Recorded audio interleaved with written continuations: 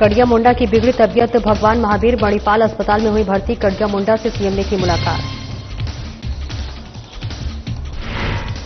देवघर में 31 जुलाई को राष्ट्रपति का होगा आगमन। प्रशासन ने आगमन को लेकर शुरू की तैयारियां। वरिष्ठ अधिकारियों ने बैठक किया आयोजन। महिला सशक्तिकरण को लेकर सरकार प्रयासरत। महिला सशक्तिकरण कार्यशाला का आयोजन। कार्यशाला में मंत्री दीपिका पांडे सिंह ने की शिरकत। झारखंड हाईकोर्ट को मिला नया मुख्य न्यायाधीश। मुख्य न्यायाधीश जस्टिस तरलोक सिंह ने ली शपथ। मुख्य न्यायाधीश ने ली पद और गोपनीयता की शपथ। और मनोहरपुर में उप डाकपाल ने शिकायतकर्ता से की रिश्वत की मांग। पुलिस ने 20,000 रुपये रिश्वत लेते हुए किया गिरफ्तार। डाकघर में सीबीआई की टीम ने की छानबीन। नमस्कार, स्वागत है आपका। मैं हूं आपके साथ सपना दीपक मंदेशिया। बुलेटिन का आगाज करेंगे। झारखंड के मुख्यमंत्री हेमंत सोरेन आज राज्य स्थित मेडिका मणिपाल अस्पताल पहुंचे, जहां मुख्यमंत्री ने वहां पर पहुंचकर इलाजरत लोकसभा के पूर्व उपाध्यक्ष कड़िया मुंडा से मुलाकात कर उनका कुशलक्षेम जाना और चिकित्सकों से उनके स्वास्थ्य की जानकारी ली। मुख्यमंत्री ने कड़िया मुंडा के शीघ्र स्वास्थ्य लाभ की कामना की। साथ ही साथ आपको बता दें कि खूंटी लोकसभा क्षेत्र से 8 बार सांसद रहे और पूर्व लोकसभा उपाध्यक्ष पद्मभूषण कड़िया मुंडा की तबीयत अचानक बिगड़ गई। इसके बाद उन्हें मंगलवार को रांची के भगवान महावीर मणिपाल अस्पताल में भर्ती कराया गया है और इस संबंध में डॉक्टर निर्मल सिंह ने बताया है कि सोमवार की शाम को कड़िया मुंडा की तबीयत अचानक खराब हो गई। इसके बाद उन्हें नियमित जांच के लिए अस्पताल लाया गया, जहां पर चिकित्सकों की सलाह पर उन्हें अस्पताल में भर्ती कराया गया। डॉक्टरों के अनुसार दिल्ली एम्स में डॉक्टरों की माधव की देखरेख में जो उपचार की प्रक्रिया अपनाई गई थी, उसी आधार पर उनका इलाज फिलहाल मणिपाल अस्पताल में किया जा रहा है। वहीं डॉक्टर निर्मल सिंह ने बताया कि फिलहाल उनकी हालत स्थिर है, लेकिन 2 दिन तक अस्पताल में रखकर सभी आवश्यक जांच की जा रही है। चिकित्सकों का कहना है कि कड़िया मुंडा को फिलहाल विशेष देखरेख की जरूरत है।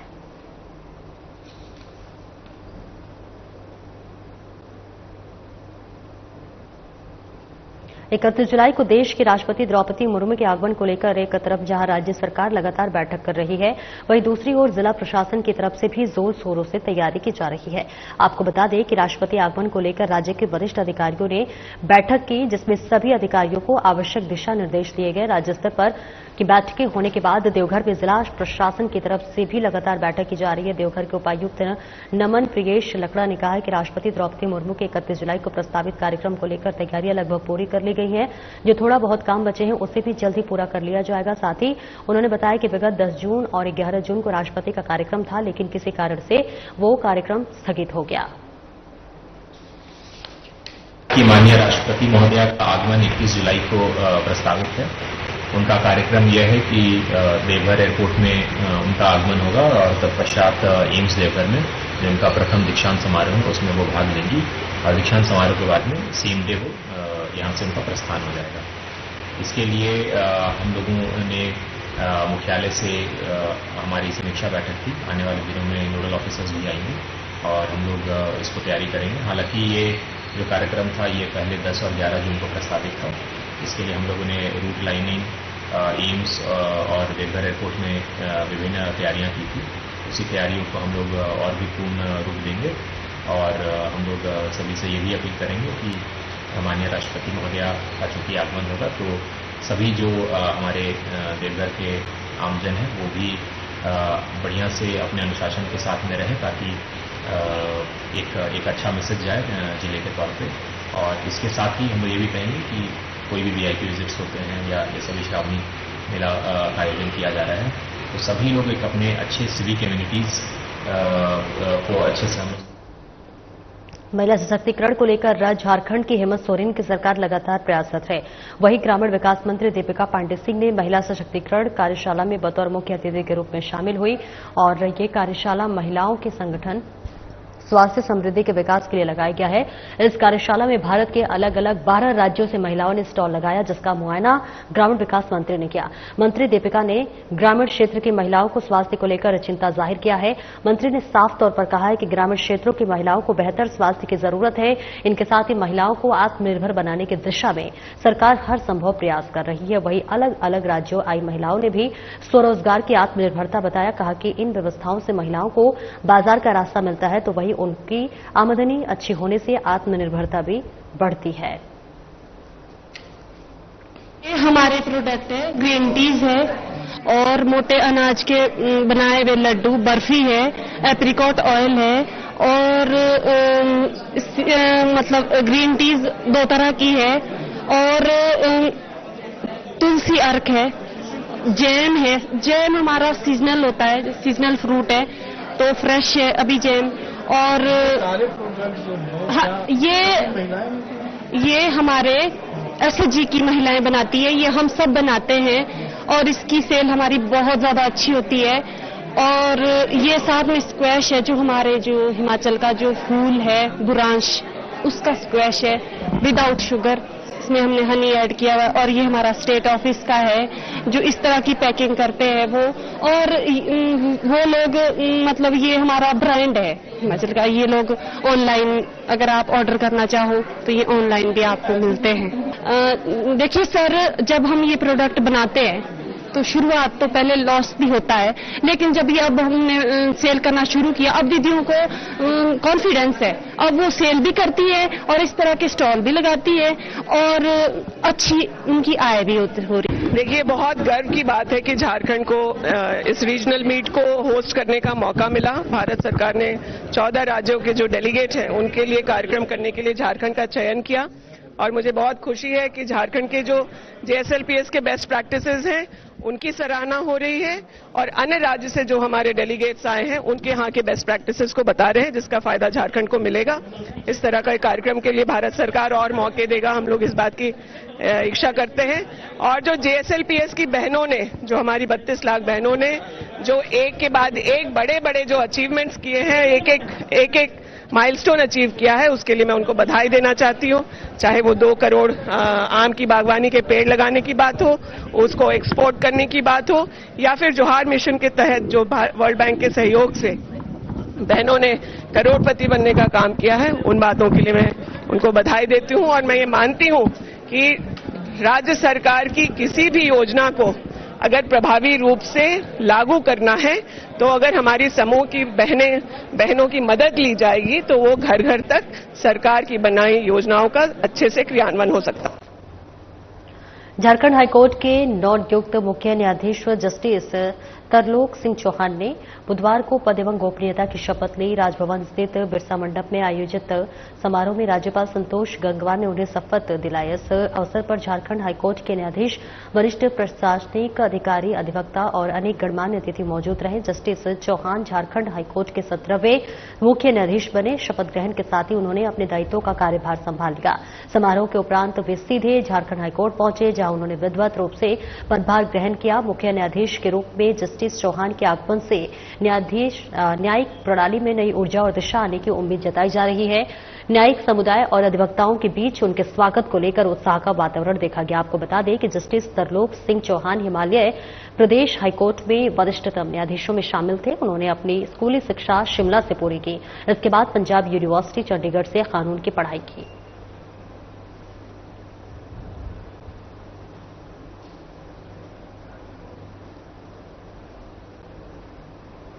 आगे बढ़ेंगे। झारखंड सरकार द्वारा राज्य में संचालित कोचिंग संस्थानों को नियंत्रित करने के उद्देश्य से Jharkhand coaching centre control and regulation bill 2025 के मसौदे को तैयार किए जाने की पहल का झारखंड पेरेंट्स एसोसिएशन ने स्वागत किया है। झारखंड पेरेंट्स एसोसिएशन के लिए वर्षों से अत्यंत प्राथमिकता रहा है और संस्था लगातार सरकार से पत्राचार, ज्ञापन और संवाद के माध्यम से कोचिंग संस्थानों के लिए सख्त कानून बनाने की मांग करती रही है। संघ के अध्यक्ष अजय राय ने कहा है कि झारखंड में चल रहे सैकड़ों कोचिंग संस्थानों में पारदर्शिता का अभाव, मनमानी फीस, शैक्षणिक गुणवत्ता की कमी और छात्रों पर अनावश्यक मानसिक दबाव जैसी गंभीर समस्याएं लंबे समय से सामने आ रही थी। इन सब बिंदुओं को ध्यान में रखते हुए इस प्रस्तावित कानून का आने का ऐतिहासिक निर्णय ये न केवल छात्रों और अभिभावकों के अधिकारों की रक्षा करेगा, बल्कि शिक्षा के क्षेत्र में अनुशासन और मानकों को स्थापना करेगा।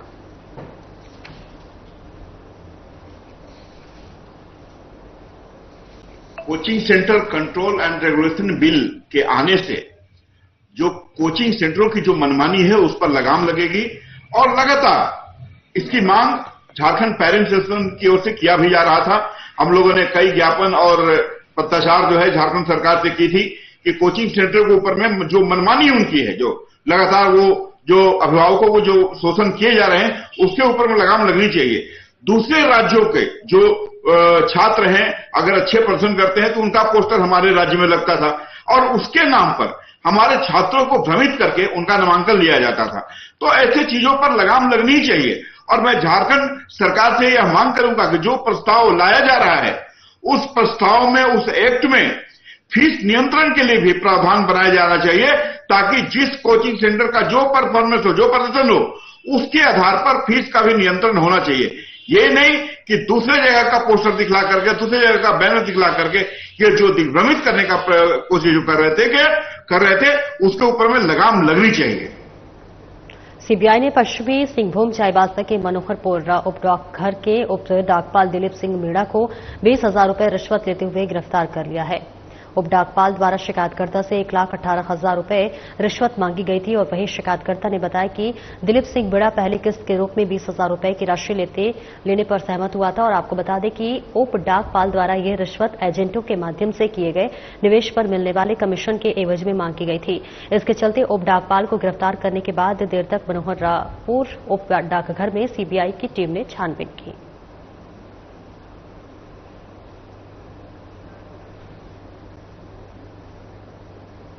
गोड्डा पुलिस ने 3 दर्जन से अधिक वाहन चोरी के कांडों का उद्भोधन करते हुए 5 अभियुक्तों को गिरफ्तार किया है। इस संबंध में गोड्डा पुलिस अधीक्षक मुकेश कुमार ने बताया कि गोड्डा जिले के लगातार 4 पहिया वाहनों की चोरी की जा रही थी, जिसे लेकर अनुमंडल पुलिस पदाधिकारी महागामा चंद्रशेखर आजाद के नेतृत्व में एक विशेष एसआईटी टीम का गठन किया गया। टीम के द्वारा झारखंड के विभिन्न जिलों एवं बिहार, बंगाल राज्य के कई जिलों में छापेमारी की गई है। इसी क्रम में पुलिस ने 5 को गिरफ्तार करते हुए चोरी की गई 5 वाहनों को बरामद किया गया है। हम लोग इसका एक रिव्यू किए कि इतना चोरी हो रहा है, इसके पीछे क्या रीजन है। तो रिव्यू करने के बाद हमने एक टीम बनाई जिसमें एसडीपीओ महागामा थे और 3-4 थाना पड़ी जहां जहां ये कांड दर्ज हुआ है। कोरियाहट हो गया, मुफस्सिल हो गया, टाउन थाना हो गया और महागामा थाना पड़ी। इनके नेतृत्व में हम लोग टीम बनाकर उस पर वर्कआउट करना शुरू किए। तो हम लोग मैनुअल इनपुट और टेक्निकल इनपुट के आधार पर कुछ लीड मिला, जिसके आधार पर हम लोग झारखंड में, बिहार में और अन्य जगहों पर जाकर छापेमारी के क्रम में हम लोग को पता चला कि एक इंटर स्टेट जो वाहन चोरी का जो गैंग है वो एक्टिव है और पिछले कई महीनों से एक्टिव रहकर लगभग पूरे झारखंड में, बिहार में हर जगह यह 4 पहिया वाहन का चोरी कर रहा है।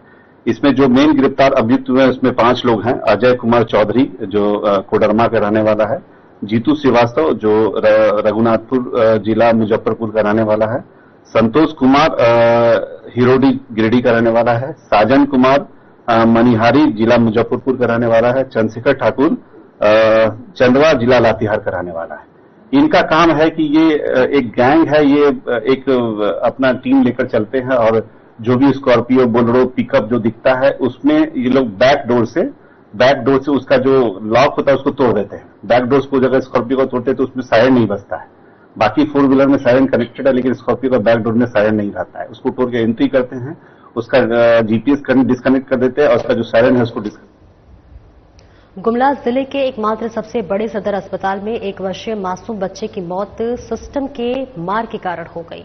घटना के संबंध में मृतक के पिता कमलेश ओराव ने बताया कि वह चैनपुर प्रखंड के पीपी बामदा कोरको टोली गांव का रहने वाला है। उसकी 1.5 साल की बेटी 4 दिनों से बुखार से ग्रसित थी। स्थिति सुधार नहीं होने पर सदर अस्पताल लेकर आए, जहां बच्चे को लेकर डॉक्टर के पास दिखाने ले गए। मौके पर मौजूद नर्स द्वारा रसीद लाने पर डॉक्टर से दिखाने के लिए कहा गया, जिसके बाद परिजन काउंटर में पर्ची कटाने के लिए लाइन में लगे थे। लाइन लंबी होने के कारण पर्ची काटने में 1 घंटा से ज्यादा समय लग गया। जब तक परिजन पर्ची काटाएं तब तक मासूम बच्चे की मौत हो गई।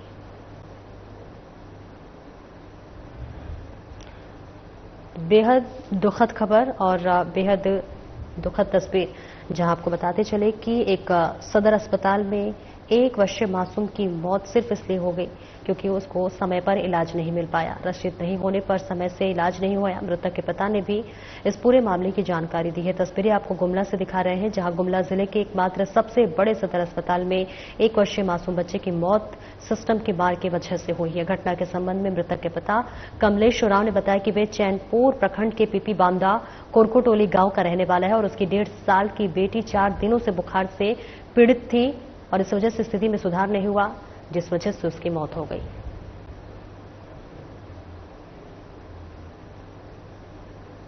बोकारो स्टील निर्माण में जमीन देने वाले विस्थापित का परिवार अपने हक अधिकार के लिए दर-दर की ठोकरें खा रहा है।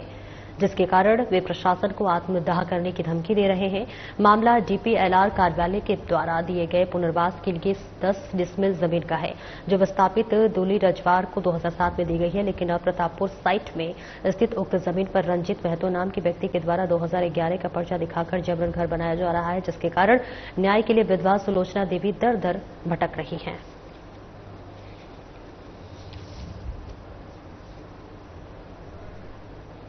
तो न्याय के लिए लगातार दर दर भटक रही हैं। तस्वीरें आपको बोकारो से दिखा रहे हैं, जहां हक के लिए लगातार विस्थापित परिवार वो भटकता हुआ नजर आ रहा है। प्रशासन को भी आत्मदाह की चेतावनी दी है। बता दें कि प्रतापपुर साइट में स्थित उक्त जमीन पर रंजित महतो नाम के व्यक्ति के द्वारा 2011 का पर्चा दिखाकर जबरन घर बनाया जा रहा है, जिसके कारण न्याय के लिए विधवा सुलोचना लगातार दर दर भटक रही हैं, इंसाफ की मांग कर रही हैं। और उन्होंने कहा कि अगर इंसाफ नहीं मिला तो प्रशासन को आत्मदाह की चेतावनी दी है कि आत्महत्या कर ली जाएगी। नहीं मिला, कुछ दिन बाद ये डेट हो गया। हम वो प्रतापपुर साइड में पत्थरकट्टा में। तो हम लोग जमीन लेते जाते हैं। क्या कर रहा है वो लोग घर बना रहा है। हम लोग को मार पीट के भगा दिया। रंजित महतो 2 ट्रैक्टर बर्तन मंज को ईंटा गिराया था, ईंटा सब लेके चल गया, गाद कोदाल लूट लिया। मेरा पोती डेट हो गया, उसीलिए हम लोग नहीं बनाने सकेगा, उसीलिए हमरा बोलता है तो मारपीट करता है। इसमें आया कि इनके नाम से जमीन अलॉट हुआ था डीपीएलआर के, इनका जमीन विस्थापित का, वो जमीन 2007 में इसका अलॉट हुआ। 2007 में जब कुछ घर बनाने के लिए गए इस अपना परिवार के साथ, तो वहाँ का जो रंजित महतो है वहाँ से सबको डरा धमका के मारपीट करा के गांठ कोदाली लूट के वो सबको भगा दिया। और 2011 का रंजित महतो का पर्चा दिखा के वो जबरदस्ती वो काम कर रहे हैं। उसके बाद हम लोग मैडम को आके इन्फॉर्मेशन दिए, या आवेदन दिए डीपीएलआर में, और थाना प्रभारी को भी दिए, उसमें डीसी साहब को भी दिए, एडीओ साहब को भी दिए, एसपी साहब को भी दिए, लेकिन कोई अभी तो कोई कानून कार्रवाई नहीं किया। जबरन जबरदस्ती वो काम करते जा रहा है और हम लोग रोकने के लिए गए, वो काम नहीं रुका। जमीन है दूली रजवर का, जो ये पर्चा जो है दूली रजवर का नाम से है, 2007 का अलॉट किया हुआ। और अगली खबर धनबाद से एक बड़ी खबर सामने आ रही है, जहां पर चाल धंसने की वजह से अवैध खनन के दौरान मौत हो गई। दरअसल आपको बता दें कि धनबाद से बड़ी खबर सामने आ रही है। यहां बागबारा थाना क्षेत्र के जमुनिया स्थित एक खदान में अवैध कोयला खदान के दौरान चाल धंसने से कई मजदूरों के मलबे में फंसे होने की आशंका है। घटना के बाद इलाके में हड़कंप मच गया। स्थानीय प्रशासन ने राहत और बचाव कार्य शुरू किया। आशंका है कि कुछ मजदूरों की मौत भी हो गई है। हालांकि कोई अभी शव नहीं मिला है और न ही प्रशासन घटना की पुष्टि कर रहा है। इस मामले को लेकर पूर्व मंत्री और जमशेदपुर विधायक सरयू राय ने सोशल मीडिया एक्स पर पोस्ट शेयर किया है। उन्होंने कहा कि अवैध खनन की चाल धंसने की वजह से 9 मजदूरों की मौत हो गई है। आरोप लगाया जा रहा है कि अवैध खनन माफिया मृतकों के शव को छिपाने में लगा है। जिस जगह घटना हुई है वे बागमारा का इलाका है और दबी जबान ये बात सामने आ रही है कि वहीं के एक दबंग नेता के द्वारा कोयले का अवैध खनन किया जा रहा था। फिलहाल अभी तक कोई भी शव बरामद नहीं हुआ और पुलिस प्रशासन मामले की जांच में जुटा है।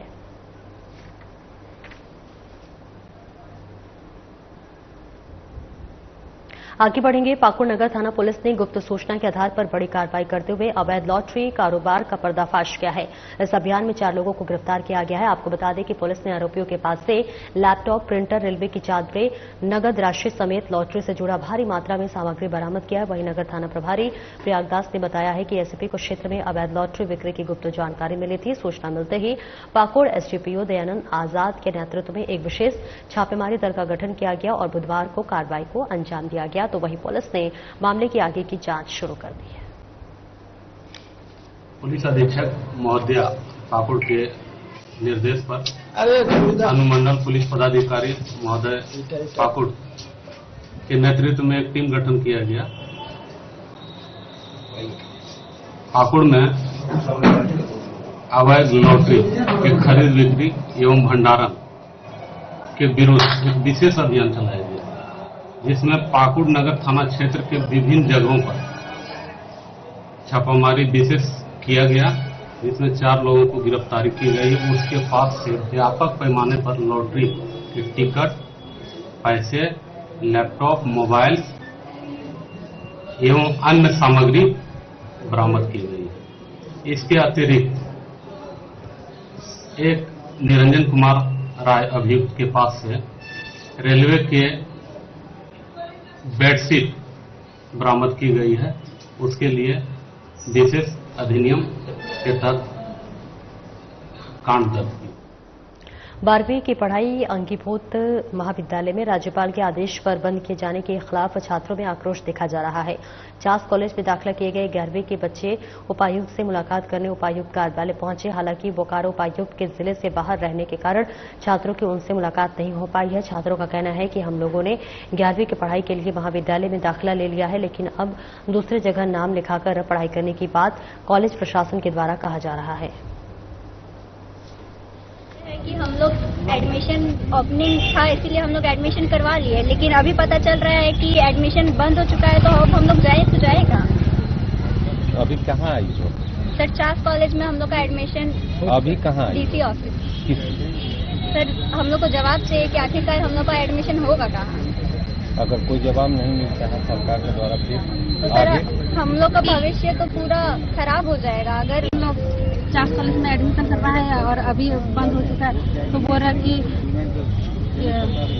कि अभी एडमिशन नहीं होगा, तो हम लोग अभी कहाँ जाएंगे? हम लोग एडमिशन कहाँ करवाएंगे बताइए। मतलब एडमिशन नहीं होगा कि पढ़ाई नहीं हो रही है?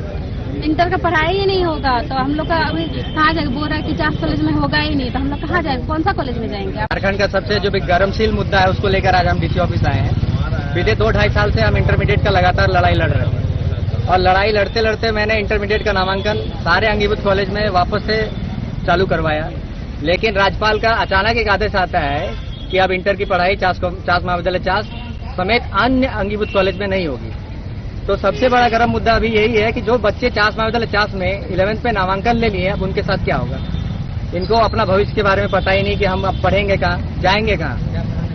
तो सरकार, राज्य सरकार जो केंद्र सरकार जो बच्चों लोग के साथ अत्याचार कर रही है, इसका परिणाम आज हम लोग ज्ञापन रूप डीसी को देने आए हैं और डीसी को बताने आए हैं कि हमारी जो मांग है जायज है और हमारे बच्चों के साथ जो गलत हो रहा है इस अन्याय को रोक।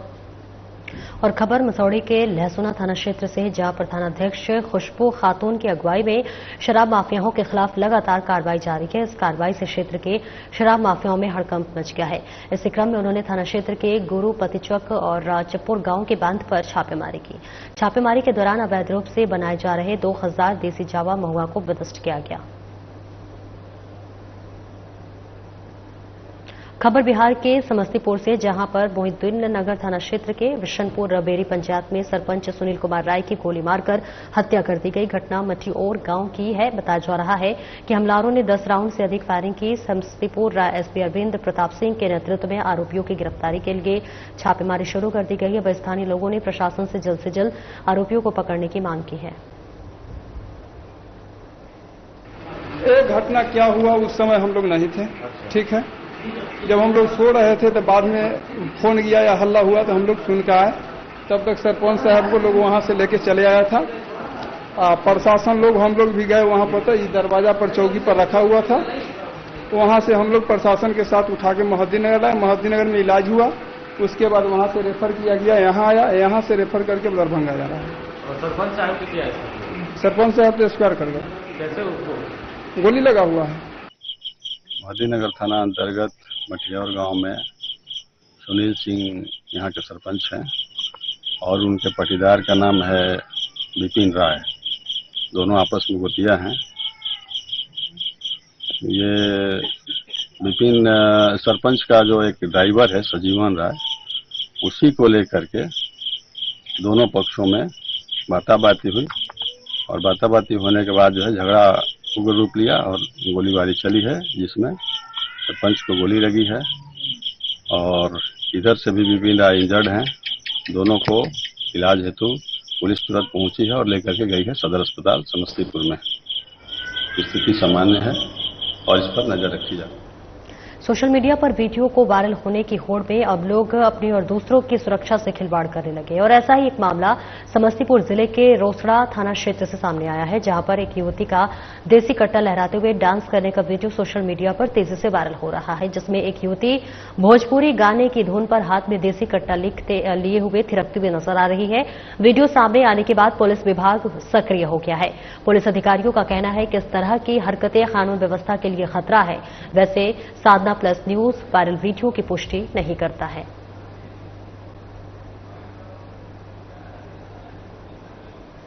फिलहाल इस बुलेटिन में इतना ही। नमस्कार।